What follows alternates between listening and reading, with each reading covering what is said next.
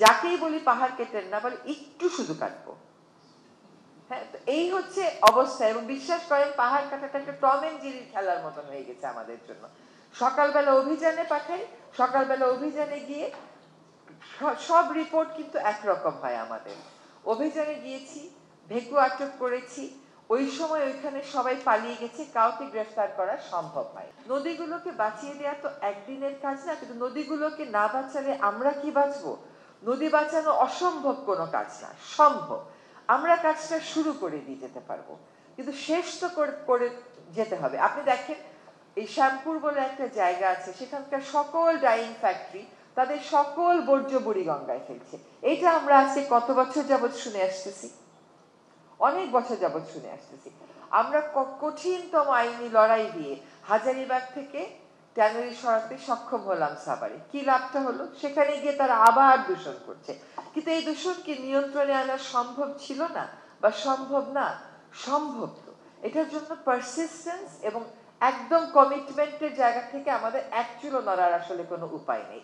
পাহাড় পর্বত আসলে আর থাকবে, মানে যেটুকুন আছে ওইগুলোকে এখন জাতীয় কোনো স্থান ঘোষণা করে রক্ষার অধীনে আনতে হবে। যাকেই বলি পাহাড় কেটেন না, বলে একটু শুধু কাটবো। হ্যাঁ, তো এই হচ্ছে অবস্থা। এবং বিশ্বাস করেন পাহাড় কাটাটা একটা টম এন্ড জেরির খেলার মতন হয়ে গেছে আমাদের জন্য। সকালবেলা অভিযানে পাঠাই, সকালবেলা অভিযানে গিয়ে সব রিপোর্ট কিন্তু একরকম হয় আমাদের। অভিযানে গিয়েছি, ভেকু আটক করেছি, ওই সময় ওইখানে সবাই পালিয়ে গেছে, কাউকে গ্রেফতার করা সম্ভব হয়নি। এখন গ্রেফতার করতে তো আমি যেতে পারবো না।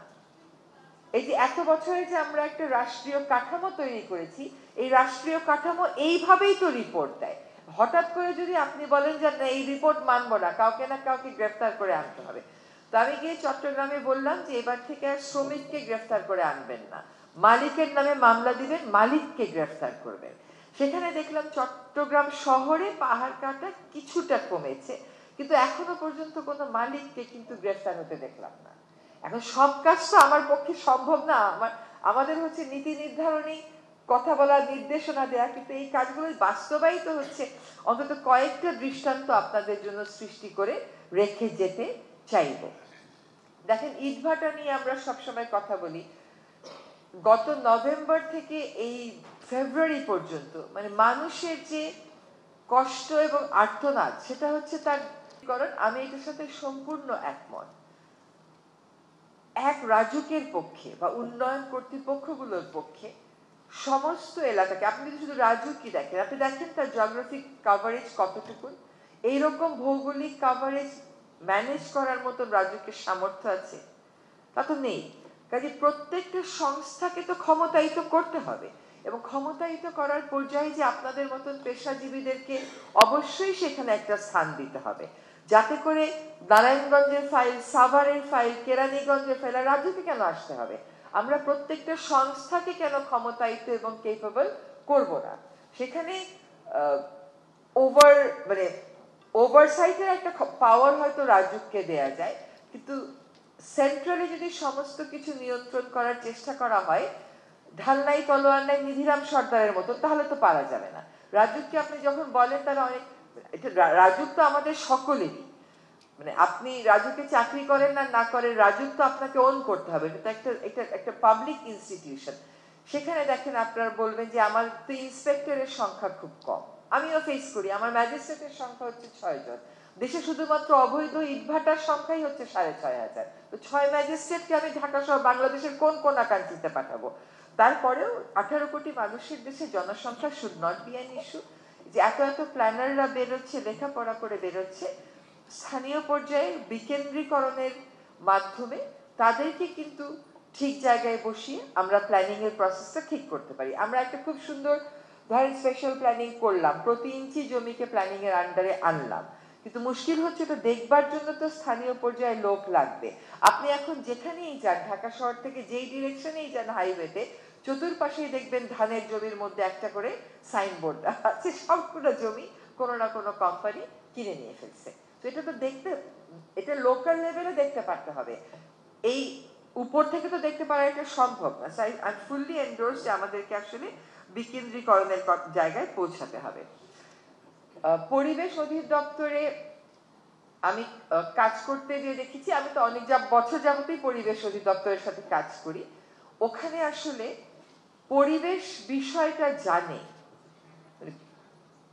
বা ওখানে জীববৈচিত্র্য নিয়ে কাজ করতে হয়, মাটির গুণ নিয়ে কাজ করতে হয়, মাইনিং নিয়ে কাজ করতে হয়, ওয়াটার কোয়ালিটি নিয়ে কাজ করতে হয়। তো এসব বিষয়ে যারা পড়াশোনা করেছে তাদেরই আসলে পরিবেশ অধিদপ্তরে কাজ পাওয়া উচিত। একজন ইসলামের ইতিহাস পড়েছে, পৌরবিজ্ঞান পড়েছে, আমার মতো আইন পড়েছে, আমি আইন পড়েছি, আমি পরিবেশ অধিদপ্তরের ল ডিপার্টমেন্টে কাজ পাবো।